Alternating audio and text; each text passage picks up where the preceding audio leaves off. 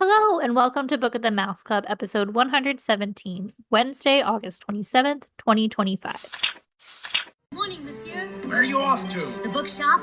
I just finished the most wonderful story about a beanstalk and an ogre and That's nice.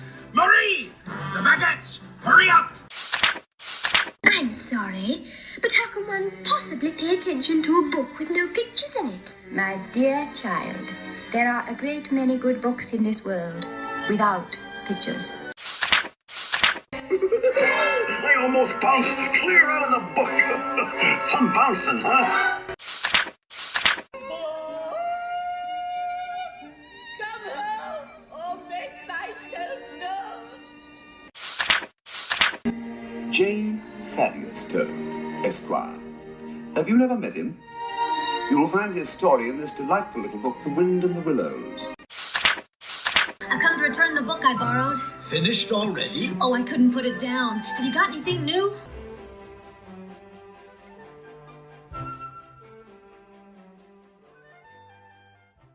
Welcome back. I'm your host, Courtney, and I'm joined, as always, by the chicken of the sea tuna sandwich to my Fritos, my lovely co-host, Emily.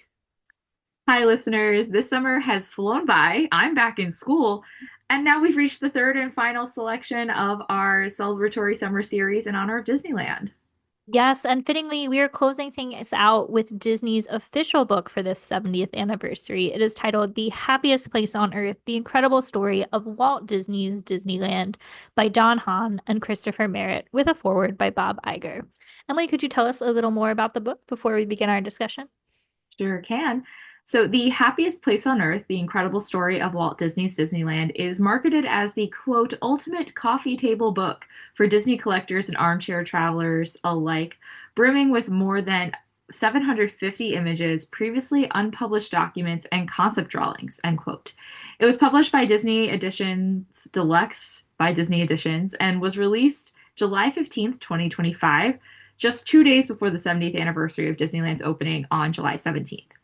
Now, there are two editions of this book. The first is the standard edition available through book retailers, and the other is the D23 Collector's Edition. D23 did something pretty cool this year that allowed you to pick your annual gift. Normally, it's a set curated box for a gold membership.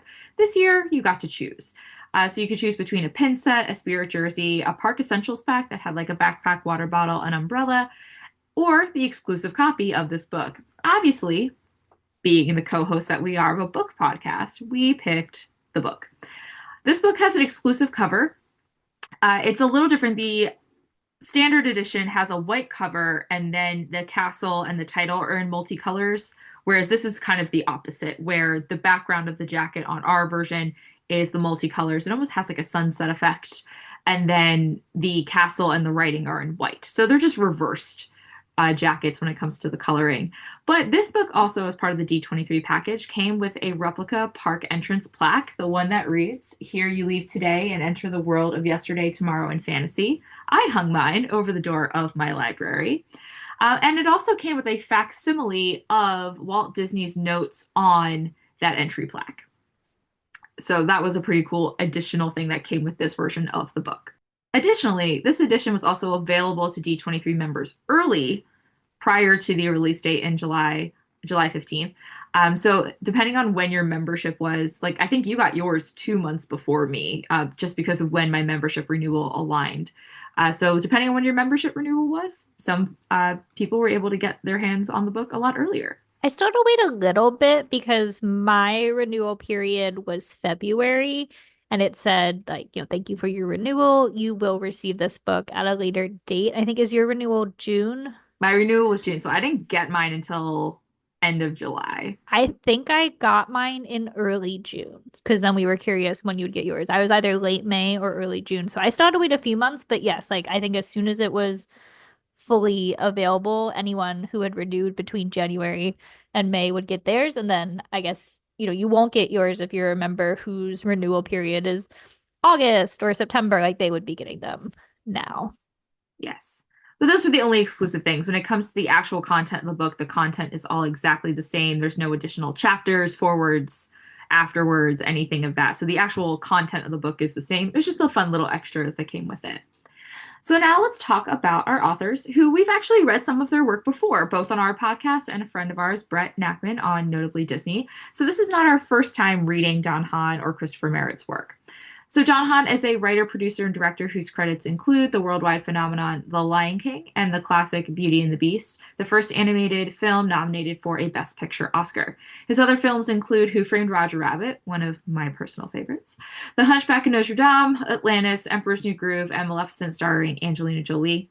His documentary Waking Sleeping Beauty and Howard are a rare look inside the Disney animation renaissance. In 2022, he was made a Disney legend.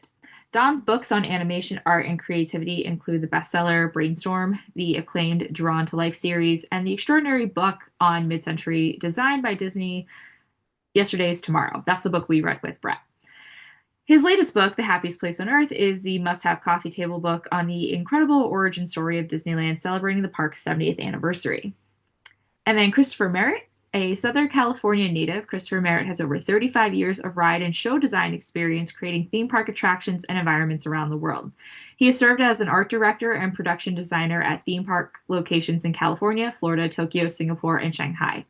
In 2010, Chris's Knott's Berry Farm pictorial history, Knott's Preserved, was published to critical acclaim. In 2014 saw the release of Pacific Ocean Park, The Rise and Fall of Los Angeles' Space-Age Nautical Pleasure Pier, along with co-author Dominic Pure. After 5 years of research and design co-authoring with Pete Docter, the coffee table book Mark Davis, in his own words, Imagineering the Disney Theme Parks, was released in 2019.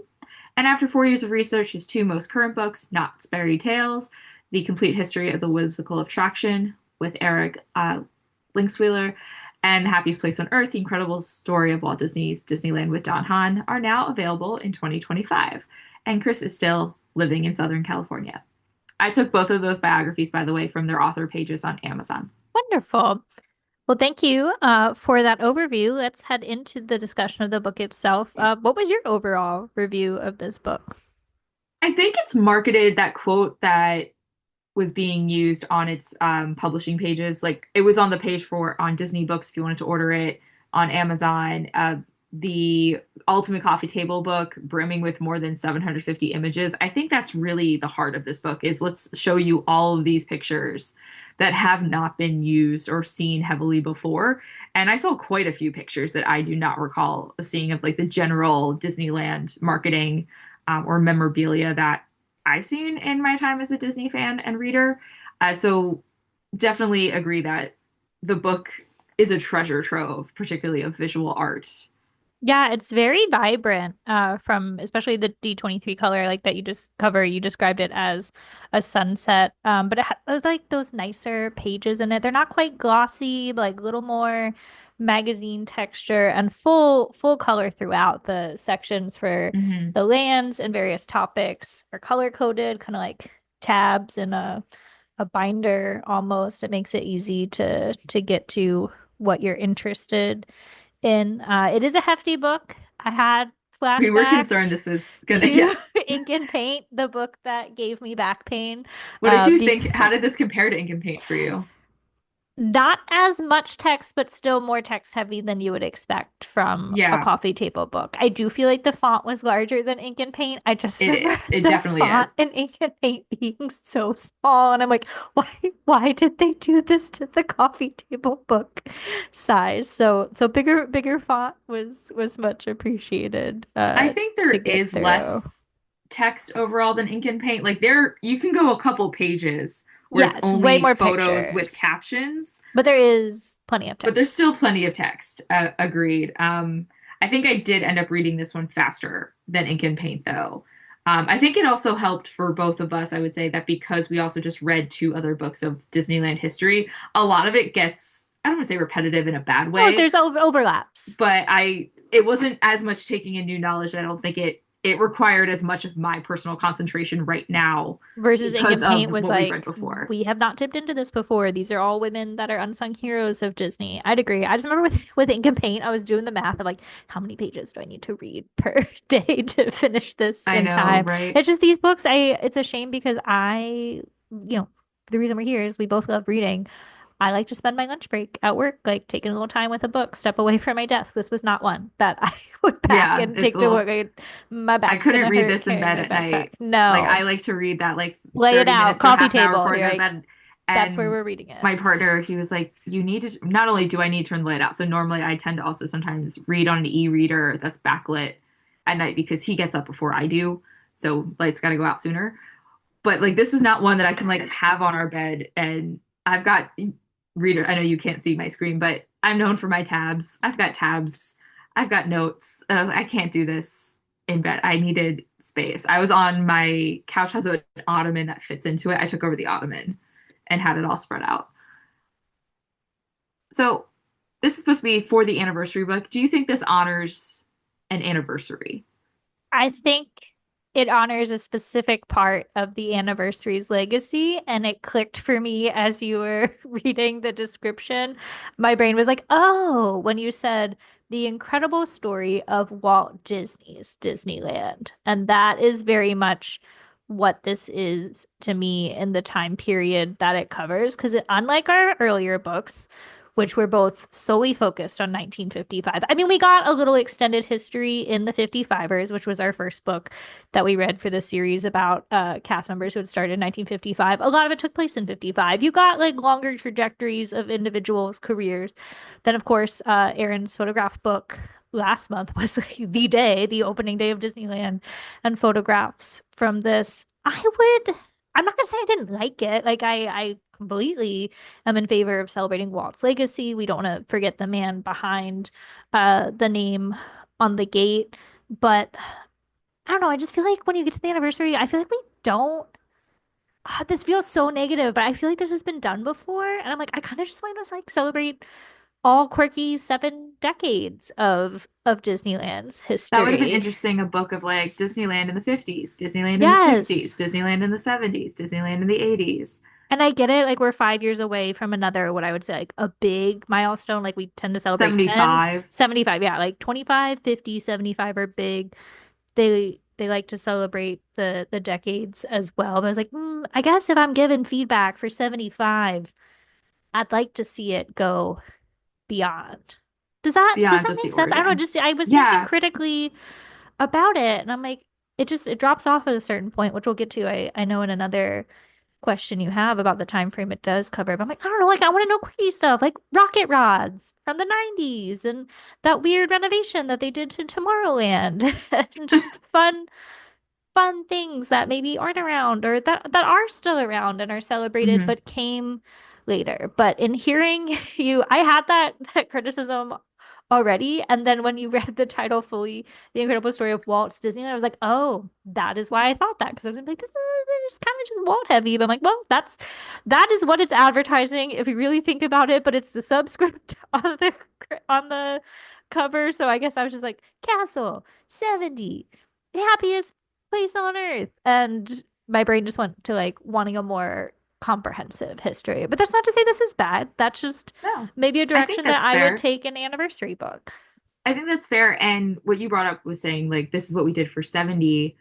I am curious, like, where do you go from here? And this is, like you just said, this is a beautiful book. Don Hahn and Chris Merritt did an amazing job of pulling together these sources. Because I can't imagine after talking to, like, Aaron, how do you track down all of this stuff? It's incredibly difficult to do. And this is not something that, Disney could have asked them, hey, can you put this book together for next year's 70th? Like, they clearly worked on this for a very long time. So this is not to discredit the work that they did or the value of the work or the work that they produced. But yeah, I'm also thinking though, like, what are you going to do for the 100? If we already did this, we're 30 years away from 100 years of Disneyland. What do you add to it? Do we finally get a Disney in the Right. decades? Like That'd be cool. this felt like something I would have gotten for the 50th. I'd be like 50 is like that really big milestone. Like Mhm. Disneyland was the first like theme park of its kind, and like yes, back to Walt. And I never want to remove Walt from the picture. I think that would absolutely stay in here, but at this point I would have expanded it and made it more about the park. But we'll say, I think it did better than the Walt Disney World 50 Girl, you said it, not me. So And I have the Walt Disney World 50th book. It is beautiful. This has a lot more in it. Okay. So I think overall Disneyland in general has done better with its milestones. Um, but I can see where we're questioning where's Disneyland going to go from here? What are we going to get to celebrate 75, 85, And so 100? on. Where Yeah. is this going to go? Maybe we'll get that for those. But it's interesting. I'm glad we are kind of aligned on that. Well, knowing that it is about Walt in the first chapter, we get the story of Disneyland's creation. What did you feel that this book provided about the creation of Disneyland that maybe others did not? Something I think this did really well is it did address the two myths, like right away off the bat, first page. You open past the title page and it has after the forward, sorry. In the beginning of the chapter, we have Herb Ryman's beautiful drawing, which I believe we saw, it might have been a replica, but we saw that at some of the traveling exhibits, and it's gorgeous and it's huge. Like, you don't realize how big this drawing is. But it immediately says at the bottom, often considered the first drawing of Disneyland was created by art director Herb Ryman during a long weekend in September of 1953 with Walt at his side. However, it is not the actual first drawing. Before this, Imagineer Marvin Davis had worked on numerous park plans with Walt, eventually arriving at a drawing with a central hub, multiple lands, and a train circumnavigating it all. I like that they address that because I think they're the two big myths, and they're not myths, but what becomes myth is the Herb Ryman drawing that out of nowhere, Walt was like, we need to sell this idea to the people in New York to get financial backing. What do you got? And Herb Ryman's like, what about a castle with a hub and spokes that go out? There's a little bit more there. Or with the Griffith Park story, he sat on a bench and imagined a place where families together could enjoy time in a theme park, not an amusement park. That happened, but it kind of becomes the catch-all story of like what became Disneyland. Walt had a dream one day and turned to Herb and they got backing, and a year later we have Disneyland. I like that they told the very organic story that this took time. So they credit what is it, Electric Park in Kansas City in 1910, which is where Walt would have gone. He lived only 15 blocks from this in Kansas City, Missouri area. So he would have seen that. He would have gone there. So Walt has experience of going to theme parks, going to amusement parks. He grew up in the era of like the ultimate World's Fairs. It credits his going to the Chicago Railroad Fair. So having those opportunities, and you see where all of those things kind of played a role. It talks about Marvin Davis and the drawings that he did when Walt was trying to build the park next to Burbank. So I think this opening chapter, compared especially to the last two books we read, which were still great and didn't completely lean on those two myths, this one I think really laid out for you and to readers like, yes, those things happened, but there's actually a lot of context that went into this. And that opening part of the book was, I think, a really good start. I saw it as this was the full through line, like going back to Walt Disney's childhood. What would he have enjoyed? What would we have seen? And takes you up through everything that led you to opening day, including things we've heard about before, like the television series, the role that played, but really just kind of did a nice job summarizing all that was probably going on in Walt's brain to get him to this point and how he did it. And getting all of, again, the beautiful artwork, concept art is great. Harper Goff, who went with him, did a lot of drawings and markups. And some of these maps are just so interesting to see the progression. They put them back to back so you can see how the ideas have changed before we get to the Herb Ryman drawing that then becomes the antithesis of like Disneyland. I think Herb Ryman, we can credit, he came up with like, what's the aesthetic of Disneyland? Like, what we are going to see? Whereas all these other drawings are showing just the ideas of how can we lay this out? What would be there? But there's no castle. All the buildings are squares and circles. It's very architectural, or not even architectural, conceptual. I don't know. But I thought that was really interesting. I really liked how they laid that out and addressed those myths of their origin story before moving forward and telling us a lot more. So we've learned a lot in the summer series about Disneyland in general. Was there anything that expanded for you on something we learned before? Yeah, comparing the three that we read, I felt that this was really driven by the attractions themselves and organized in that way. Similarity to the 55ers because both were organized by land. And you got a bit of the attractions. It was just more focused on the people who worked those attractions. Whereas this really isolated it into different. So it was nice to be able to, jump to if something was really of interest to you, like, oh, I want to go see about the 20,000 Leagues Under the Sea. Mhm. You didn't have to move through this linearly if you didn't want to. So I appreciated that. That is something about the layout that's nice. And I think we've had other books similar where having a full color book is helpful because you can go to the side pages and see all the lands by color. Like Frontierland is orange, Tomorrowland is blue, Fantasyland is purple. So I did think that made it really user friendly because I think I jumped around. I don't think I read it in order. I picked like a thick chapter and a thinner chapter at a time. A cool thing for me, I'm glad that you picked out Chicken of the Sea as my new word today because I've been obsessed with that through this whole Ever since we series. learned it, yeah. Um, I don't think I recall from the other two books that it mentioned that Chicken of the Sea was only painted for one side for opening No, that day was new because for that was sure. the only side the camera was going to see, so they didn't paint the back. So don't worry about it. That's why the photographs that we saw in Aaron's book, they look so nice because that was the side that they photographed.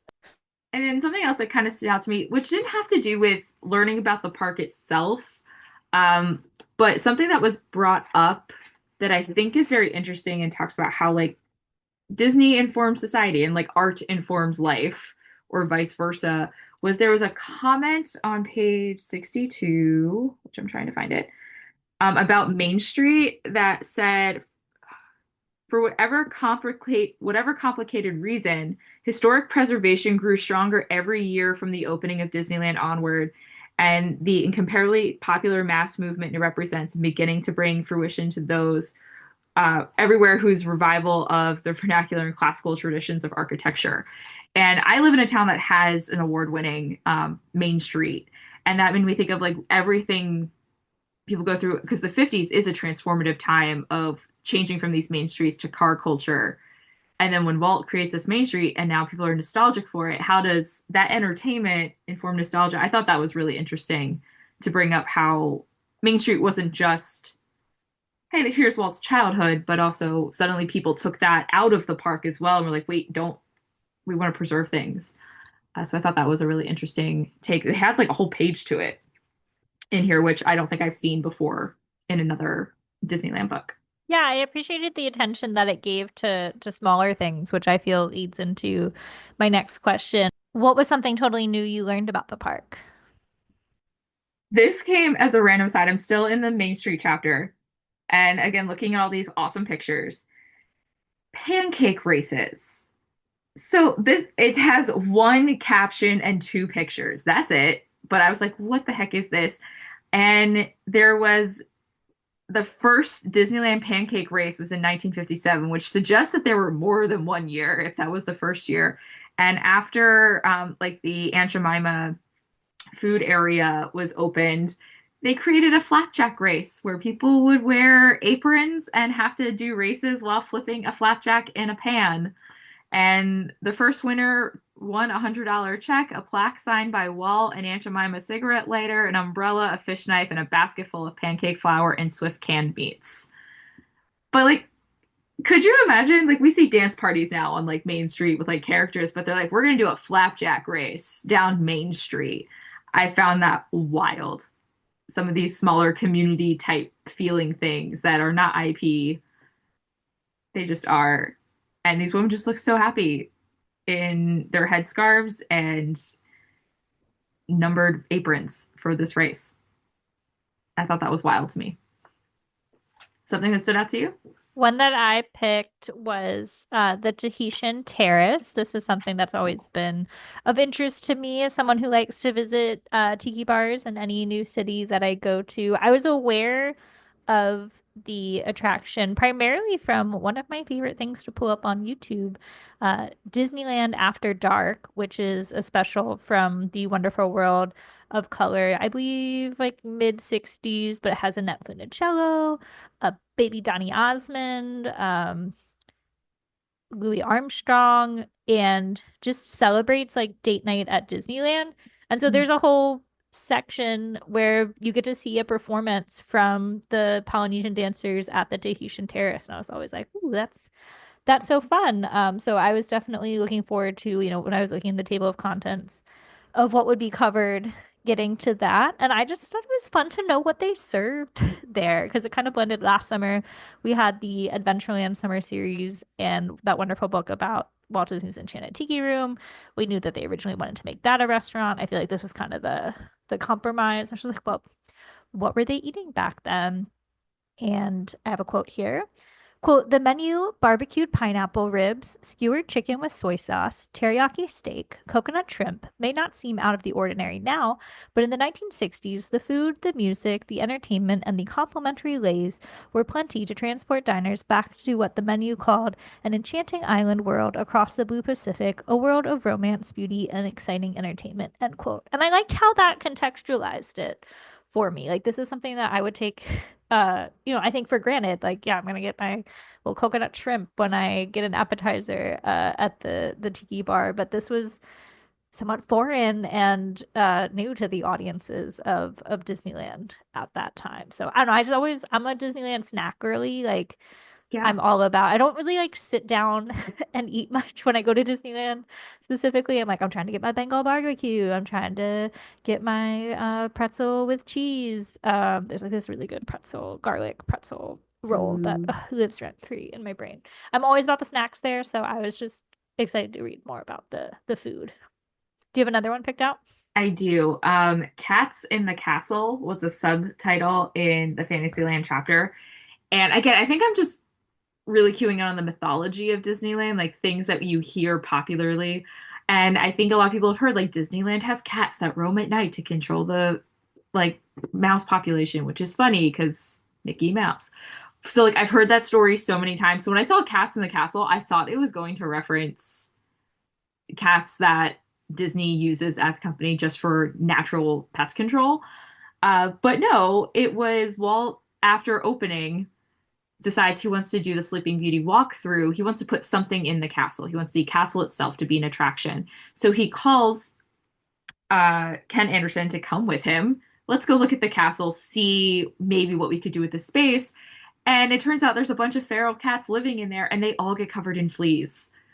And it just turns into that. But like there's guests in the park, and Walt like runs off to wardrobe, and Walt's like screaming angrily on the phone to get people down there to clean it. And apparently on the phone, Ken all he hears is, Walt Disney, that's who, send the car up right away. And I'm like, ooh, he had to pull the I'm Walt Disney card to get something done. But it was just a different cat story. I thought that was crazy that the whole time people are just, enjoying rides and whatnot. There's just a bunch of cats chilling in the castle. Probably the great grandkitties of those cats live on today.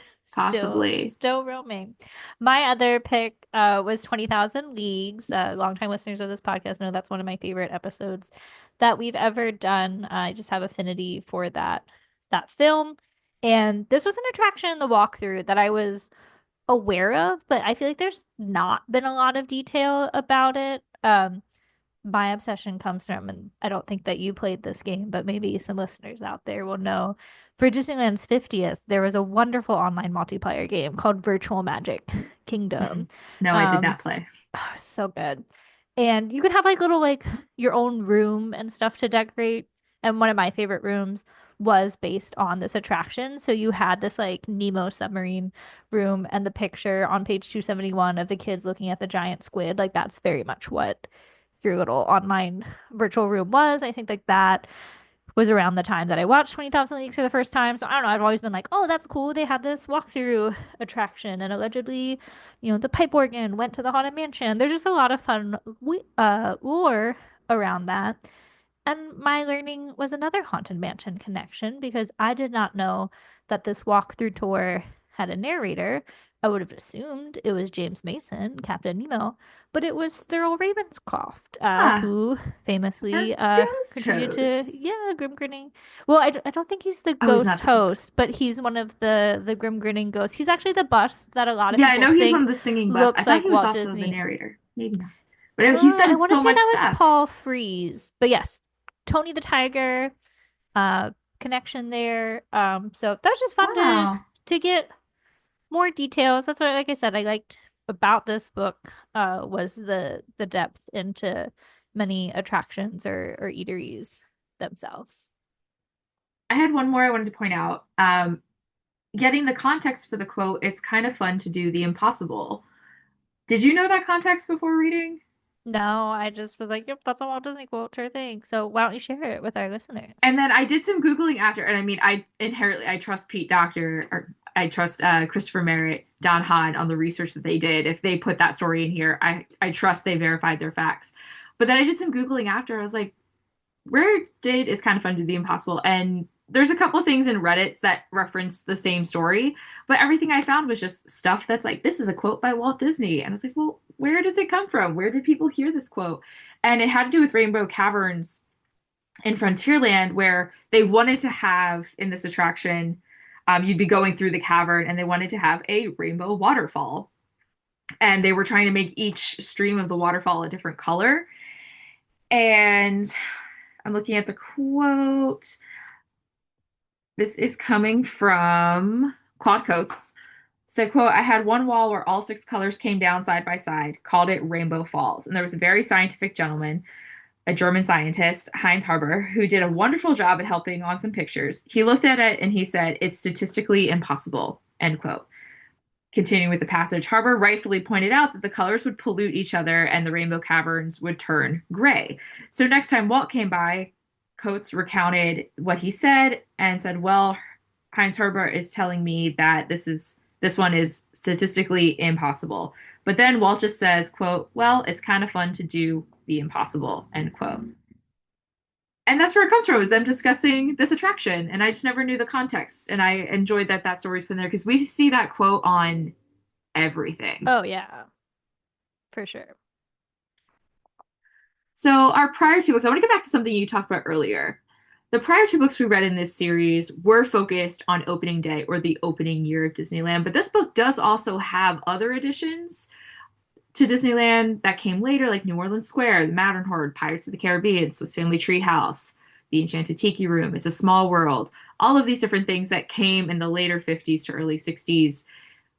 While this book is still celebrating early Disneyland, why do you think we're choosing this time period? Or like you said earlier, Walt's Disneyland. I mean, it clicked for me with the title. That's Walt's Disneyland. All of those attractions are implemented or at least premiered. I don't know exactly what year Small World makes it to Disneyland itself. I don't remember that off the top of my head, but it's Yeah. certainly premiered at the After 64. Yeah. But It I must don't have know been if it's 60, 65 or Right. early 66 before Walt passes. Right, I was gonna say all He wrote it. took the words out of my mouth. It's everything before Walt passes. So I it clicked for me that we are focused on Walt Disney's Disneyland. And that is his experience. I think yeah, like my brain initially just read it as thinking of the the TV show because the intro was and Mm, now ABC is proud to present Walt Disney's Disneyland because that's how the yeah. opening of the show is. I was like, oh no, double meaning. It's the Walt Disneyland that Walt lived through seeing because I don't think anything that you named here premieres after his passing in the late 60s. But oddly, they don't really explain that in the book. No. Like looking at the intro or conclusion, which we're going to talk about, there's a Agreed. totally different theme in the intro and conclusion. But they don't explain that. To me, I think these also stand out because while Disney World has a Swiss Family Treehouse, has Pirates of the Caribbean, most of these are very exclusive to Disneyland. And even though they weren't on opening day, these I think are some of the things people associate with Disneyland the most. The facade of It's a Small World, the Matterhorn, the better quote, the better Pirates of the Caribbean with 2 drops, with the Blue Bayou. Like I think some of the things that come in that later post opening day, opening year are so things that are so quintessentially Disneyland that I think they had to include them. I don't think this book would have done as well without those things No. included. Yeah, no, I would agree. Completely iconic. And so in the concept of the title, it makes sense. But again, there's other iconic Disney attractions like Space Mountain that I would have loved to have seen be featured prominently. I agree with that. Well, how do you feel beyond, we've talked about the attractions. How do you feel that this book celebrates cast members and perhaps in particular the 55ers that we learned about in that first book this summer? So I think you're right that this book definitely spends more time on attractions. I did catch some names of people that we learned about in the 55ers, like Alexander de Consular, who does the silhouettes. I remember him from the 55ers. We had Ruth Shellhorn and the Evans brothers had a lot of feature in the Adventureland section of this book. Uh, we had a lot more, I think, designers. I think with this book hits some more people. It does have some of those 55ers who were there through the day to day. But I think we got a lot more of like not the nine old men, but like the wed people. Yeah, I it's think wed. I Claude mean, a Coates, lot of Bob the nine old Gurr. men were fed directly into Imagineering, but it makes sense because you know, these men are the men who wrote the book are designers or Imagineers. Like that would be like, oh, these are the hallowed halls that I have walked. Whereas the 55ers was written by someone outside of the company, and it was very much like I'm gonna focus on like just these literally not random because obviously they have a purpose for being in the book, like these everyday common people. They didn't go on to be Disney legends. Like I mean, the one lady's in the Guinness Book of World Records for being the oldest showgirl who got and she got her start at Diamond Horseshoe, but that's not the type of people that you usually hear about, where I think this was more those perhaps again connecting it back to the title, those really integral like right hand people to Walt himself and more ingrained with him. There was someone I did want to point out. When we talked about 55 hours, this is where we learned of the Indian village. Again, I'm going to use the title of the place that was used in 1955. They got a full 3 pages in this, which I thought was great. And we had some new pictures that we didn't have in there, but they do give credit to someone that I don't remember from the 55ers, Vivian Arviso, who was the cultural representative, and they have her specific picture. They show and they quote her in a couple places that her job was to be a cultural representative to encourage. She said, um, tourists really needed to be able to ask questions and not just watch Indians or do dance or do sand painting or textile weaving. I was unknowingly called an activist, and I think that was before the term came up in later decades, but I just tried to share what I knew. And I thought that was great that they credited her for that. They do also, again, temper that by today's standards, probably not the best practices, but it was revolutionary in the 50s that Disney was trying to create a space of education around this marginalized group. Yeah, I feel both books did a nice job of being like, this maybe wasn't the most culturally sensitive thing that the Disney company has ever done, but we're not going to erase that legacy and these people who did, step up to represent their cultures. I think both books handled it very tactfully. So I like that she got a notice. And throughout the book, if it's very clear that if they knew the name of a person in the photo, they put the name in the caption. The captions are incredibly detailed, and there are many people referenced in those captions. But I think throughout the main text, it does focus a lot more on those designers and people that we tend to hear about more in the Disney lore. But I am obviously there are some who made it through, like Vivian Russo, but not quite like the 55ers where it's so cast member centric. This was a lot more about Disneyland, like you said itself. All right, now back to the 55ers again, though. When we started this whole celebratory series, going back to 1955, we both said we'd want to visit Frontierland the most if we got to go to the opening year of Disneyland. So in this opening time, after now 3 books that we've read, would you still want to spend time in Frontierland, or is there another land that's pulling you? Well, this book put something new on the table, and that's New Orleans Square, because This is that's true. not in the, that doesn't open till the 60s. And New Orleans Square is one of my favorite portions of Disneyland. As you said, the better version of Pirates of the Caribbean, that really like aesthetic haunted mansion. If I'm going back in time, I'm gonna decide that I can do whatever I want. I'm gonna go into Club 33. Maybe also Mm. visit the Blue Bayou. So for me, having that included as part of Disney's legacy, which it absolutely should be. I think the book did that well. Like, okay, this was an expansion, not tied. That New Orleans The Square is shops not set. opened. The Yeah, shops opened in the first year there. but the land itself and that name is not 70 years old. But I'm glad that it's recognized as an important part of the park's legacy. Like Haunted Mansion's only 50 something years old. Pirates is a little older. Would you stick with Frontierland, or did this book spark I something mean, else I for gotta you? get on the Chicken of the Sea ship. You're like, now Like, I so want one of those bad. tuna sandwiches. I've been obsessed with that ship. That the fact that there's just this I like love that full for scale you. pirate ship in the middle of a pond in Fantasyland, I think is People amazing. tasting tuna sandwiches for the first time in their lives. Crazy. Groundbreaking. And now that's like a go-to lunch for me for school because I I can didn't know that.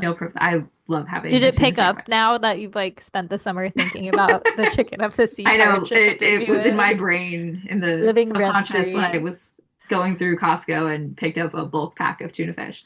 Nice. But I think overall, as a land, you bring up a good argument about New Orleans Square. But if I had the chance to go back to Disneyland in that first decade, I think I still want to go to Frontierland. The stuff that's there. I think It's just so it's still the different. most changed land Yeah. over time. Tomorrowland probably I would also argue is a changed That was land. going to be my second pick just because it is so different. So And, different. Tomorrowland means a lot to me personally anyway. But I was like, but New Orleans Square is an option now. So I think Tomorrowland is a land that I wish I got more of the stuff that's in the concept art. Like, I want all those Mary Blair murals that didn't make it. Like, put those on the sides of buildings. Just make it a beautiful place to walk around. And I know they have the one that got covered up, and that kills me inside. Kills me inside. So, like, Tomorrowland concept art, I think, makes me the most curious. it's mid-century modern. I know. But then you look at they have this beautiful, awesome aerial photo of Tomorrowland towards. Oh, like with the whole lagoon, like the phantom boats and things, just taking it all in. Well, to me, it actually, where is this picture? It is on page,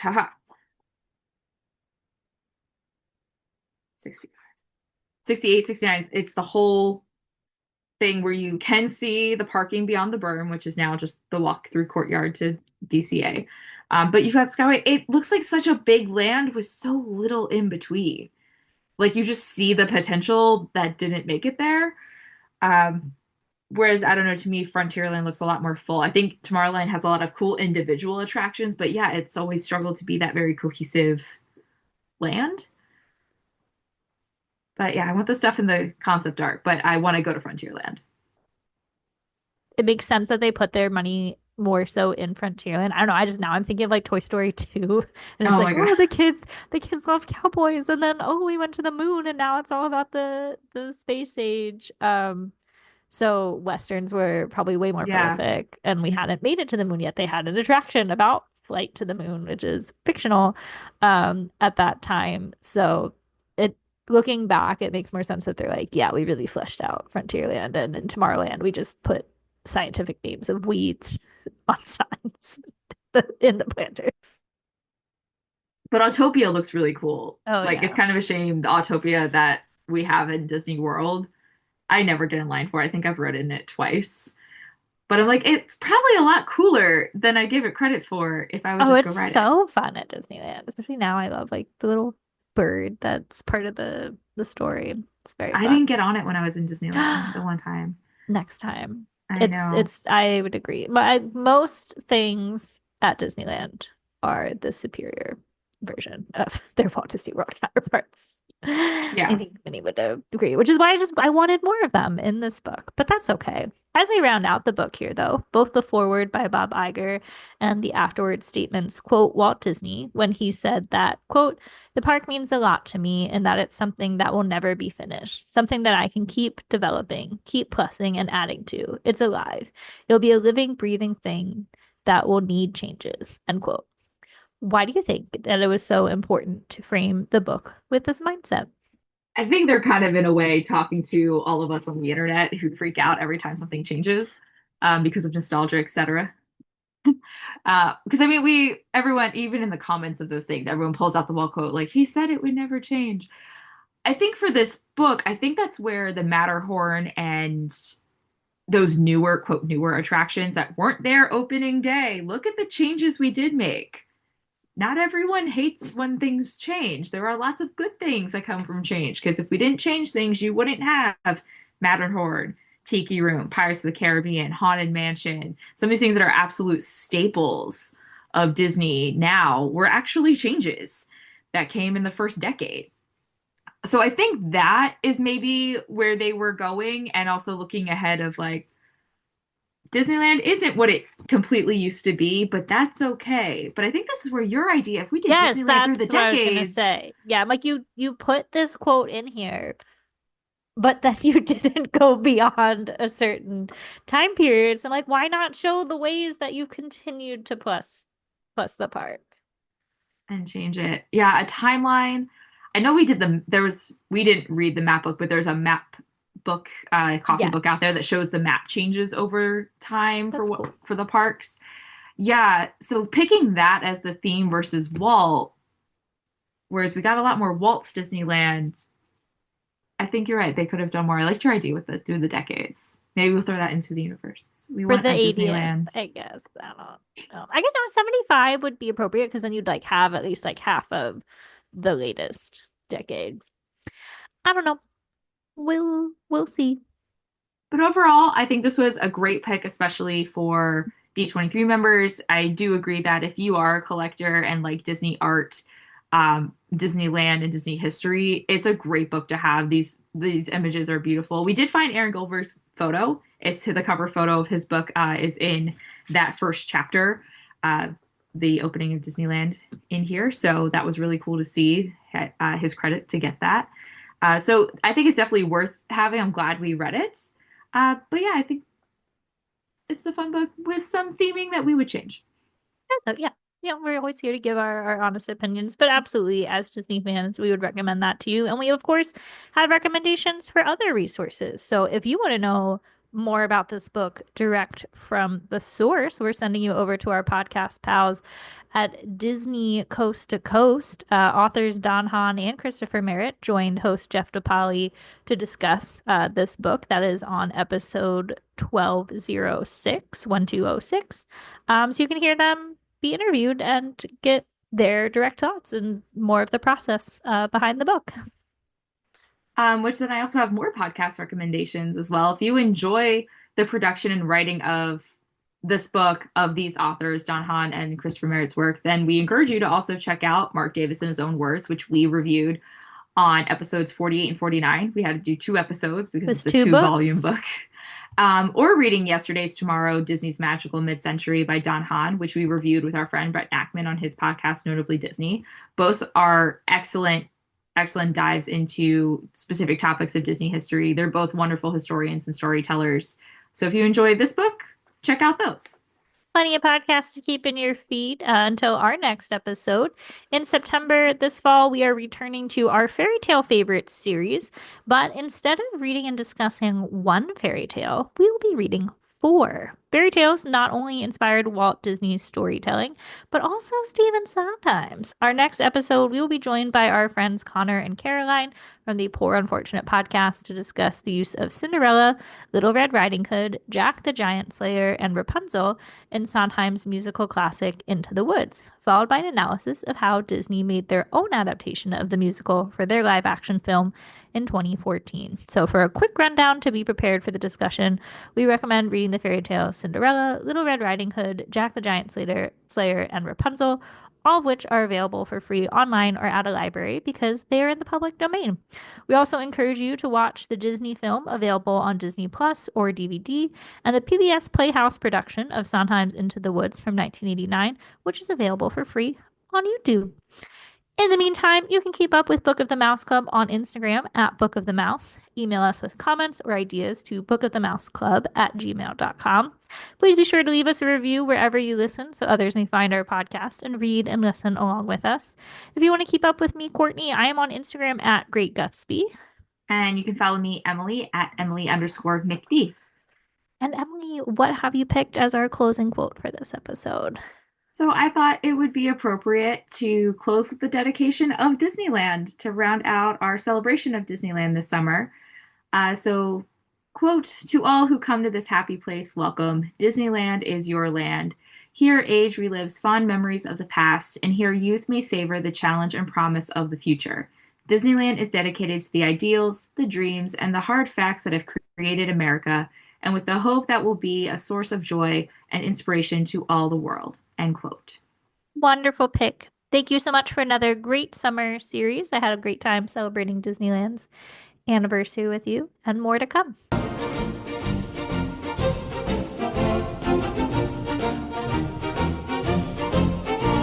Book of the Mouse Club has no affiliation with the Walt Disney Company. The views and opinions expressed by hosts and participants are theirs and theirs alone. They do not represent the organizations or companies they happen to work for.